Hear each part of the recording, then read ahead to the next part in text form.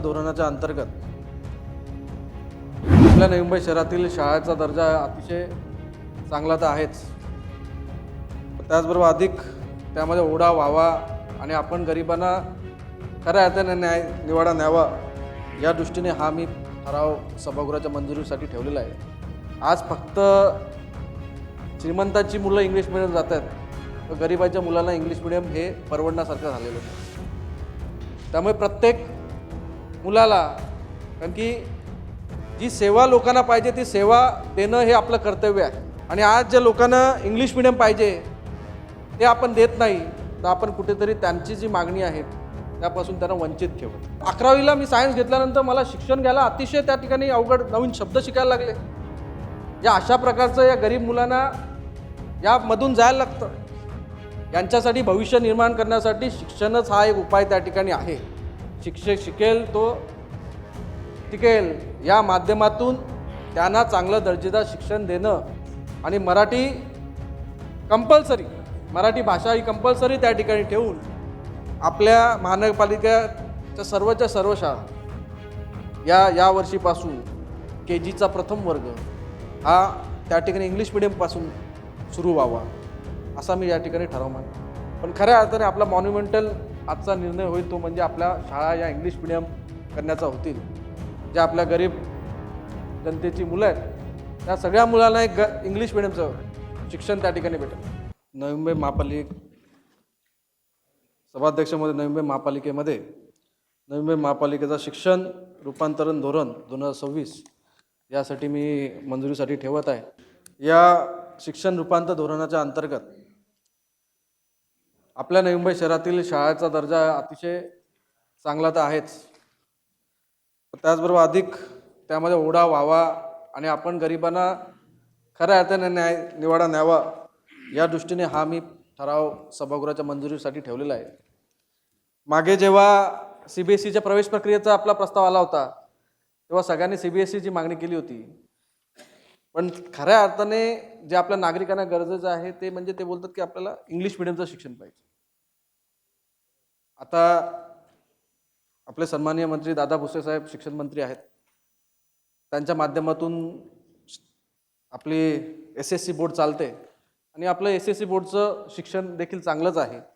एवढीच अपेक्षा आहे की आपलं इंग्लिश मिडियममध्ये सगळ्यांना शिक्षण भेटलं तर लोकांचा मुलांचा ओढा देखील राहील। आज फक्त श्रीमंतांची मुलं इंग्लिश मिडियम जातात, व गरिबाच्या मुलांना इंग्लिश मिडियम हे परवडण्यासारखं झालेलं नाही। त्यामुळे प्रत्येक मुलाला, कारण की जी सेवा लोकांना पाहिजे ती सेवा देणं हे आपलं कर्तव्य आहे, आणि आज ज्या लोकांना इंग्लिश मिडियम पाहिजे ते आपण देत नाही, तर आपण कुठेतरी त्यांची जी मागणी आहे त्यापासून त्यांना वंचित ठेवत।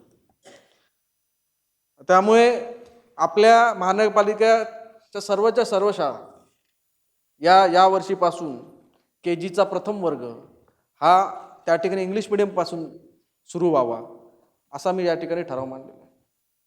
मी मागे एका कार्यक्रमामध्ये शिक्षण अधिकाऱ्यांना भेटलो, तेव्हा मी बोललो आपण सर्व शिक्षण इंग्लिश मिडियममध्ये करूया। तेव्हा बोलले मग शिक्षकांचं काय, कारण की शिक्षक देखील आपले मराठी मिडियमचे त्या ठिकाणी शिकवतात। तेव्हा मी त्यांना सांगितलं की आपण शिक्षकांना ट्रेनिंग देऊ। आता या वर्षीपासून इंग्लिश मिडियमची बॅच चालू केली तर ते 5वीच्या शिकवायला येईपर्यंत 7 वर्ष लागतात। त्या 7 वर्षामध्ये जो 5वीला शिकवणारी शिक्षिका आहेत ती ट्रेनिंग घेऊन इंग्लिश मिडियमचं शिक्षण देण्यासाठी देखील त्या ठिकाणी ते शिक्षण देण्यासाठी सक्षम होऊ शकतात। या दृष्टीने देखील या धोरणामध्ये अशा प्रकारचं ट्रेनिंग युनिट सुरू करावं अशा प्रकारची मी मागणी या ठिकाणी केलेली आहे।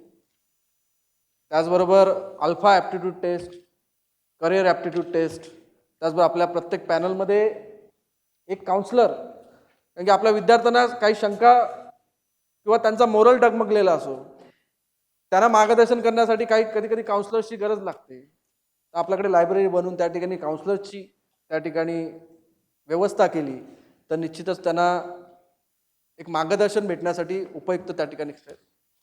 तर अल्फा ॲप्टिट्यूड टेस्ट करणारी ही पहिली महापालिकेत त्या ठिकाणी होईल। अल्फा ॲप्टिट्यूड टेस्ट अशा यासाठी आहे की माझ्या मते की प्रत्येक विद्यार्थी हा फक्त शिक्षणासाठी बनलेला नाही, काही विद्यार्थी क्रीडा कला कलामध्ये देखील प्रावीण्य त्या ठिकाणी प्राप्त करतात.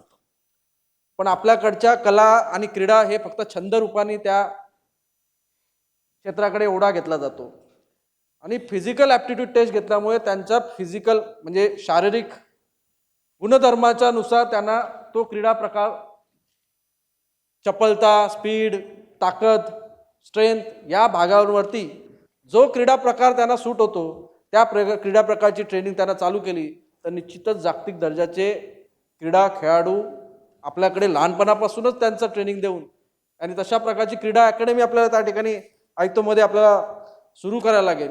म्हणजे इथून आपण विद्यार्थी शोधला आणि तो आपण क्रीडा अकॅडमीमध्ये ट्रेनिंगसाठी टाकला या दृष्टीने अतिशय चांगल्या प्रकारे. त्याचबरोबर 9वी 10वीच्या लोकांची करिअर ॲप्टिट्यूड टेस्ट 10वी नंतर सायन्स घेऊ, कॉमर्स घेऊ का आर्ट्स घेऊ या दृष्टीने त्यांना संभ्रम असतो. या दृष्टीने देखील त्यांचा मानसिक कौल, त्यांचा जो बौद्धिक कौल कुठल्या दिशेने आहे तो त्या कळून येतो. पण खऱ्या अर्थाने आपला मॉन्युमेंटल आजचा निर्णय होईल तो म्हणजे आपल्या शाळा या इंग्लिश मिडियम करण्याचा होतील. ज्या आपल्या गरीब जनतेची मुलं आहेत त्या सगळ्या मुलांना एक इंग्लिश मिडियमचं शिक्षण त्या ठिकाणी भेटेल. आता या ठिकाणी मला माहीत नाही कोण कोण किती मराठी मिडियममध्ये शिकल्यात ना किती इंग्लिश मिडियममध्ये शिकल्यात. मी पण मराठी मिडियममध्ये शिकलोय काय, पण मला माहिती आहे स्वतःला की मराठी मिडियममधून शिकल्यानंतर किती त्या ठिकाणी सामने करायला लागले. 10वीपर्यंत स्टमकला जठर बोलत येतो, 11वीला आलो डायरेक्ट स्टमक बोलायला लागला. अशा प्रकारचं चेंज 11वीमध्ये व्हायला लागलं. आमलारी हे शब्द 11वीला सगळे गायबच झाले. त्यामुळे 11वीला मी सायन्स घेतल्यानंतर मला शिक्षण घ्यायला अतिशय त्या ठिकाणी अवघड नवीन शब्द शिकायला लागले. या अशा प्रकारचं या गरीब मुलांना यामधून जायला लागतं. यांच्यासाठी भविष्य निर्माण करण्यासाठी शिक्षणच हा एक उपाय त्या ठिकाणी आहे. शिक्षक शिकेल तो टिकेल या माध्यमातून त्यांना चांगलं दर्जेदार शिक्षण देणं आणि मराठी भाषा ही कंपल्सरी त्या ठिकाणी ठेवून दर्जेदार इंग्लिश मिडियम शिक्षण देण्याचा. कारण की तुम्ही बघाल आपण जेव्हा सोनाने साहेब जेव्हा शिक्षण मंडळ होता तेव्हा दुसऱ्या आजूबाजूच्या महापालिकेच्या शाळेमध्ये पटसंख्या कमी होत होती पण आपल्या महापालिकेच्या पटसंख्या ही वाढत होती. पण आता कुठेतरी पूर्ण नॉर्मल झालेली आहे. तर आता इंग्लिश मिडियम चालू केल्यानंतर पुन्हा आपल्याकडे तो ओढा येईल आणि फक्त एक CBSE-कडे ॲडमिशनचा जो ओढा राहतो तो तिकडचा देखील लोड कमी होईल आणि आपल्या प्रत्येक शाळेमध्ये इंग्लिश मिडियम चालू केल्यामुळे त्यांना एक दर्जेदार शिक्षण भेटण्याचं आता शिक्षण मंडळ देखील त्या ठिकाणी आपण स्थापन करतोय. यामधून नवी मुंबईचं शिक्षण धोरण अतिशय चांगलं करण्यासाठी दर्जेदार करण्यासाठी या ठिकाणी मदत होईल. आणि यामध्ये माझी विनंती आहे की सगळ्यांनी आपण आपली मतं त्या ठिकाणी व्यक्त केली पाहिजेत. कुठे काही दुरुस्ती करायची, सुधारणा करायची आहे त्या ठिकाणी सुधारणा आपण स्पष्ट केली पाहिजे. पण निश्चितच या माध्यमातून आपण एक नवीन सुरुवात शिक्षकांच्या माध्यमातून करणार आहोत असा मला ठाम विश्वास आहे. नाईक साहेबांनी सांगितलेलं आहे की या शहरामध्ये प्रत्येक व्यक्तीला शिक्षणाचा, ज्या मुलांना शिक्षणाचा अधिकार, हक्क त्या ठिकाणी द्यायचा, दर्जेदार शिक्षण द्यायचं. या दृष्टीने आपण हे आता यावर्षी इंग्लिश मिडियमकडून पावलं टाकूया. मी सभागृहाच्या चर्चेसाठी विनंती करतो. त्या ठिकाणी विनंती करून सभागृहाने याबाबतीत सांगोपान चर्चा करावी.